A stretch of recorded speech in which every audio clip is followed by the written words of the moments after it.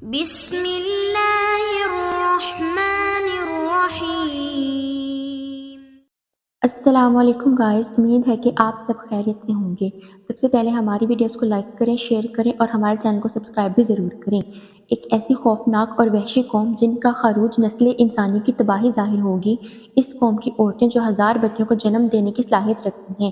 ان کی تعداد اتنی زیادہ ہے کہ ایک انسان کی نسبت سینکڑوں میں موجود ہیں، لیکن یہ قوم کہاں قید ہے؟ کیا انہیں کسی دوسرے سیارے پر قید کیا گیا ہے؟ کیا حضرت ذوالقرنین کا سفر ایک خلائی سفر تھا؟ ہم آج اس ویڈیو میں یاجوج ماجوج کے واقعے کو جدید سائنس اور تحقیقات کی روشنی میں پیش کریں گے۔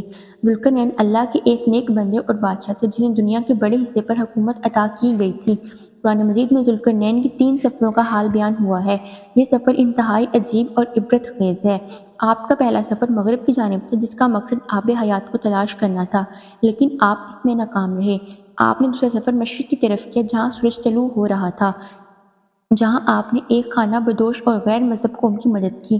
تیسرا اور سب سے عجیب و غریب سفر شمال کی جانب تھا۔ اس سفر کے دوران آپ ایک مقام پر پہنچے جس کا نام ستین یعنی 2 پہاڑوں کے درمیان کی جگہ تھی۔ یہاں ایک ایسی قوم آباد تھی جو ایسی زبان بولتی تھی جو سمجھ سے بالا تر تھی۔ ان لوگوں کے ساتھ آپ نے اشاروں میں بات کی۔ یہاں کے لوگوں نے حضرت ذوالقرنین سے شکایت کی کہ پہاڑ کی اس جانب ایک ایسی قوم آباد ہے جس کا نام یاجوج ماجوج ہے۔ یہ لوگ خوب فساد مچانے والے ہیں اور ہم پر ظلم کرتے ہیں۔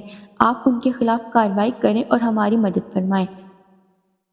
مورخین نے لکھا ہے کہ یاجوج ماجوج حضرت نوح علیہ السلام کے تیسرے بیٹے جافف کی اولاد ہیں۔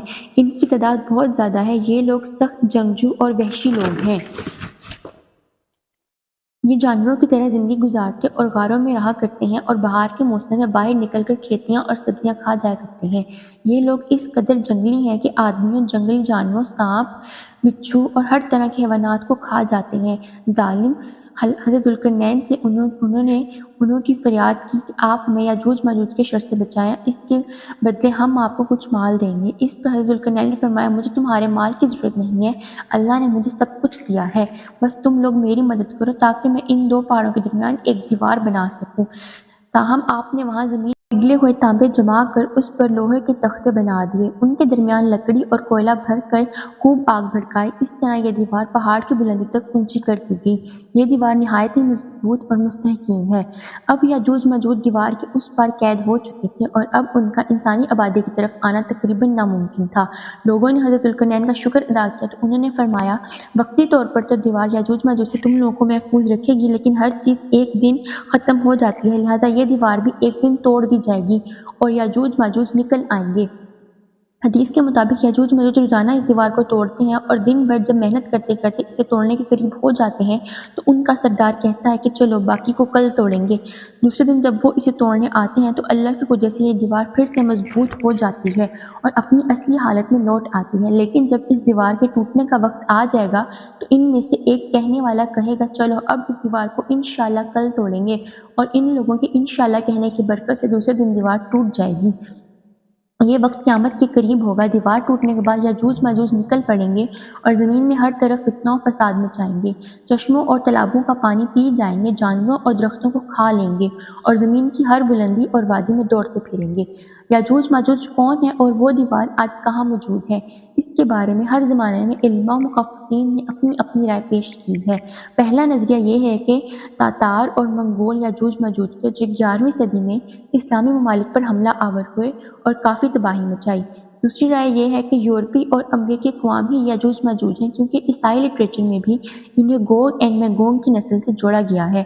انہوں نے 18ویں صدی میں دنیا کے مختلف حصوں پر قبضہ کر لیا اور خوب لوٹ مار کی۔ تیسرا نظریہ یہ ہے کہ ترک قوم ہی یاجوج ماجوج کی اولاد ہیں جنہوں نے عہد وسطیٰ میں پورے وسط ایشیا پر حکومت کی، لیکن اب سوال یہ اٹھتا ہے کہ وہ عظیم اور بلند دیوار کہاں ہے جسے حضرت ذوالقرنین نے یاجوج ماجوج سے حفاظت کے لیے بنایا تھا؟ لہٰذا مختلف ممالک میں پائی جانے والی تاریخی دیواروں اور دروں کو یاجوج ماجوج کے اس دیوار سے جوڑا جاتا ہے، جن میں دیوار چین، دیوار قفقاز، جرمنی کا دیوار برلن اور روس کا درہ دانیال شامل ہیں۔ لیکن یہ تمام دیوار اتنی مضبوط نہیں ہے کہ انہیں توڑا نہ جا سکے اور نہ ہی یہ لوٹتے ہیں۔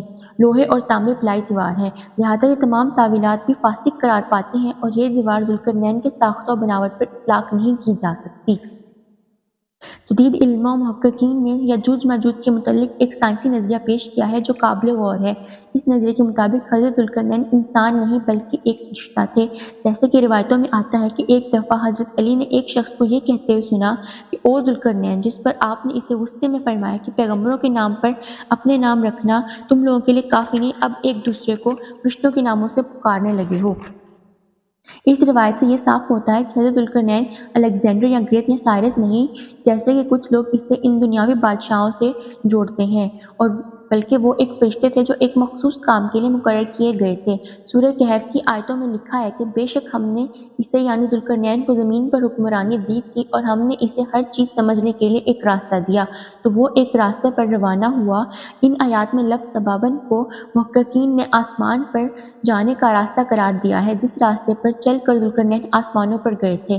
حضرت ذوالقرنین ایک ایسے مقام پر پہنچے تھے جہاں سورج کالے پانی میں ڈوب رہا تھا، جبکہ آج ہم جانتے ہیں کہ سورج غروب نہیں ہوتا بلکہ وہ بھی زمین کی طرح اپنے مدار میں گردش کرتا ہے۔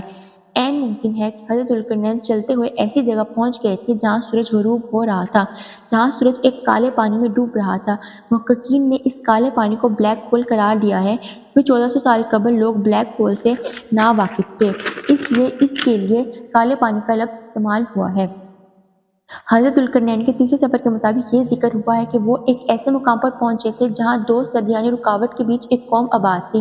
ان دو سد کے معنی قدیم محققین نے پہاڑ لکھا ہے، لیکن جدید تعبیر میں اسے پہاڑ نہیں بلکہ نیبولا قرار دیا جاتا ہے، کیونکہ فلکیات میں سد کے معنی کسی گلیکسی کی گیس اور گرد و غبار کا خطہ ہوتا ہے۔ یعنی تیسرے سفر میں حضرت ذوالقرنین ایک نیبولا کے رہانے پر پہنچ گئے تھے۔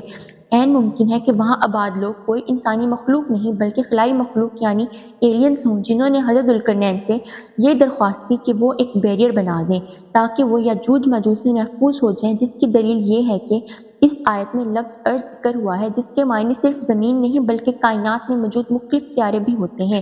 قرآن مجید میں مختلف مقامات پر 7 آسمانوں اور زمینوں کا ذکر ہوا ہے، لہٰذا یہاں ارض سے مراد ہماری زمین نہیں بلکہ اس کائنات کی دوسری زمین ہے جہاں انسان نہیں بلکہ خلائی مخلوق آباد ہے۔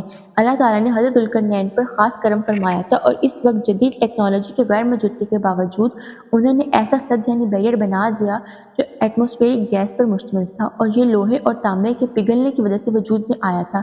اس بیریئر نے اس سیارے کے گرد ایک دیوار بنا دی جس پر یاجوج ماجوج آباد تھے، اور اس طرح وہ اس سیارے میں قید ہو گئے۔ یہ کوئی نیا نظریہ نہیں جو صرف آج کا جدید سائنسی علم کے مطابق بنایا گیا ہے، بلکہ اس سے ملتا جلتا نظریہ صحابہ کرام کا بھی تھا۔ مثلاً حضرت کعب بن احبار نے یہ دعویٰ کیا تھا کہ ذوالقرنین نے اپنا گھوڑا ایک ستارے سے باندھا تھا، جس پر حضرت معاویہ نے انہیں ایسی بات کرنے سے منع فرمایا تھا کیونکہ ابھی لوگ ایسی باتوں کو سمجھنے کے قابل نہیں تھے۔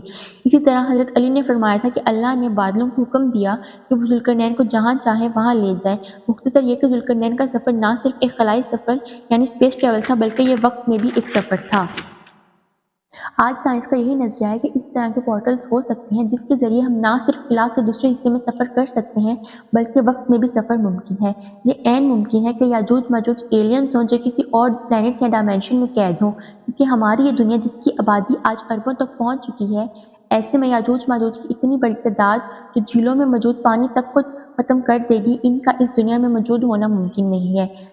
نیز یہ کہ آج دنیا ہر علاقے بر اعظم اور جزیروں کی دریافت ہو چکی ہے، اب دنیا کا کوئی گوشہ باقی نہیں جہاں تک انسانوں کی رسائی نہیں، تو یہ کیسے ممکن ہو سکتا ہے کہ اتنی بلند دیوار اور اس میں موجود قوم کو دریافت نہیں کیا جا سکے؟